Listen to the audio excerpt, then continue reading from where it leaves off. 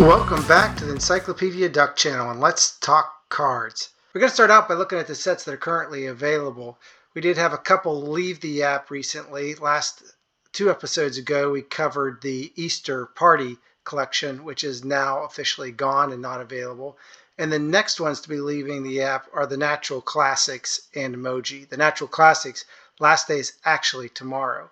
So given that the dates are coming up quick for both of these sets, we thought we'd dive a little bit deeper into both of them, talk about the pluses and minuses and whether it's worth your while to dig a little bit deeper into your pocketbooks and try to collect them before they disappear from the app as well.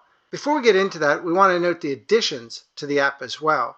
So we had two new things come online beside the regular Daily Disney, is the Malevolent Monday Series 2 and the newest version of the Colorful Character.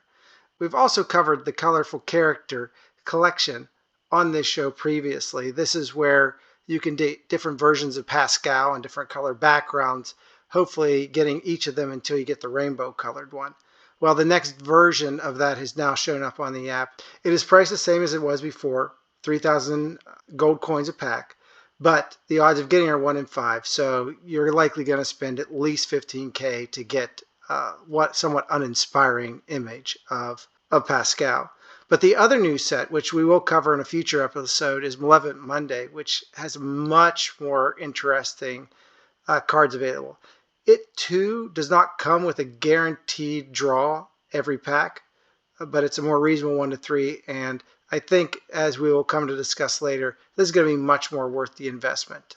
The cards you're going to get out of this at least are going to make it worth the money you put into it. But that's for a future episode. Let's return to the sets that we're going to talk about today, Natural Classics and Disney Emoji, starting with the Natural Classics. Unfortunately, we're very much in a similar space like we were with the Easter Party collection. You have cutout images of cartoon characters plastered on generic backgrounds. I will give it this, that at least the backgrounds are a tad bit more interesting than what we saw with the Easter collection, which was a lot of white space. By the time you get up to the super rare, it combines both the uncommon and rare backgrounds into something that at least makes the image stand out a bit more. But all in all, you're not seeing that much difference between uncommon, rare, and super rare that really makes you want to continue to draw cards to try to get those higher rarities. That at the end of the day, what you get at uncommon looks pretty much like what you see at rare and super rare. So there's not a lot of difference between the different sets. There's not a lot of reason to pursue those higher difficulties. And really, if you can just fill out this set at all, just stick to the uncommons and you've basically got the idea in your collection anyway. And whatever rares or super rares you happen to get by chance, great. They can be substrate for trading for more interesting cards down the line without completing the set. As far as which cards do sort of rise to the top from this set, once again, we're talking about some slim pickings for a couple of different reasons. One is because of what we talked about. The backgrounds are fairly generic, uninteresting, and these are just other images pasted on top of it. It's not original art. There's nothing unique or interesting about it. The other piece of this is that in most cases, we're dealing with B or C list Disney characters. You don't see a lot of headliners here.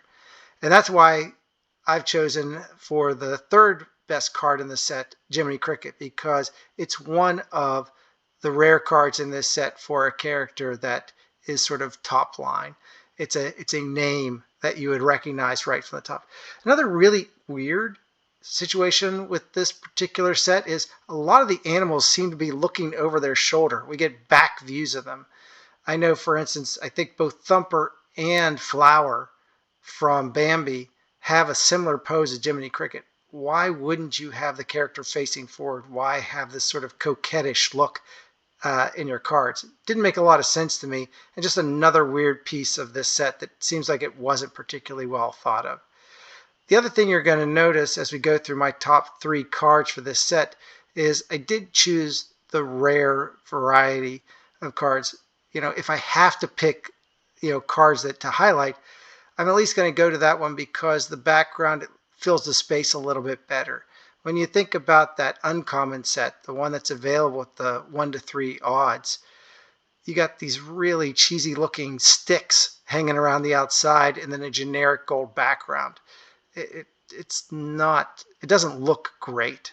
And so again, not that I would ever try to get these, but if I have to pick, which that's the whole exercise, that's the whole game we're playing here, I choose the rare background. So moving on to our top 2 cards, and these really do come as a set as opposed to a true 1 and 2. So think of them more as card 1 and 1A for this set. And that is the Jose Caricia and Panchito cards, which represent 2 of the 3 caballeros. If you don't know these characters, they actually come from the 1945 Disney movie that was made to celebrate Donald Duck's 10th birthday. So obviously, as you can probably tell from the picture, this set offers 2 of the 3 caballeros, the third one being Donald himself. So it's a great throwback to a rich part of the Disney history.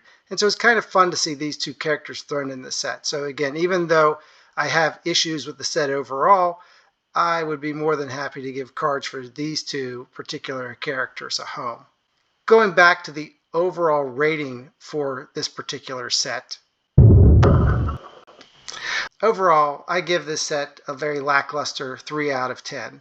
Honestly, it's not something that's really worth your while, and instead of buying these, particularly given the fact that these are not guaranteed draws, and it's going to cost you more than usual to try to fill out this set, if you have a hankering to pick these cards up, I would really suggest trying to trade for them. Don't waste your time, don't waste your resources trying to fill this through random draws when it's going to be likely 10,000 coins for each one on average.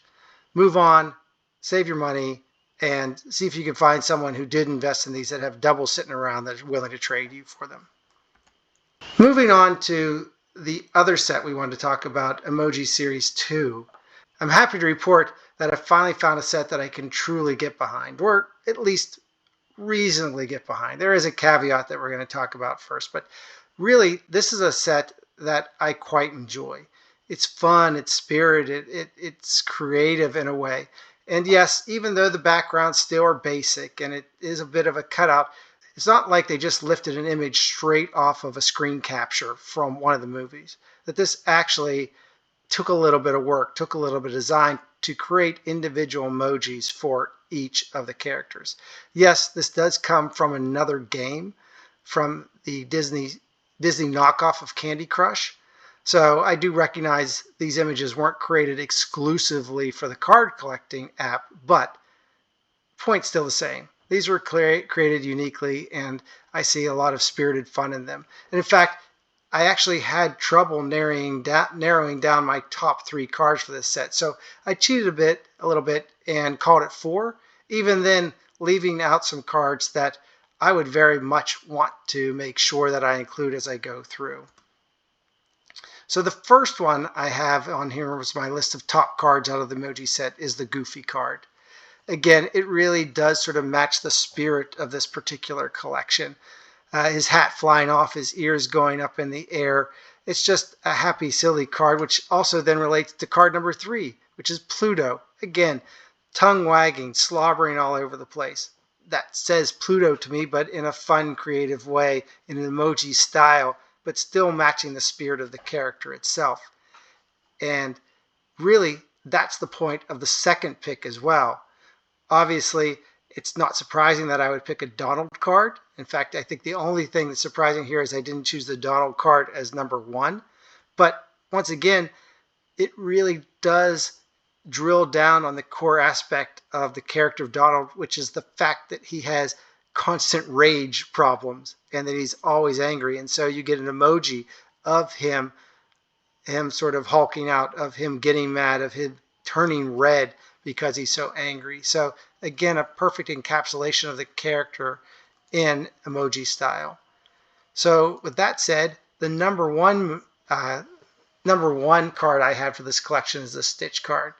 Again, you get the tongue sticking out, so silly there, but you got the added feature of his little ray gun as well. Just that little plus just made it stand out a little bit more. And there are a couple other cards like that in the set. I know, for instance, Maui has his hook, and that was one of the other ones I was just off of this list. As another example of one where you get both the emoji plus some other aspect, some other favorite tool, some other characteristic piece of that character to tag along. So with that said, I gave this set a 6 out of 10. The only thing holding me back is the price.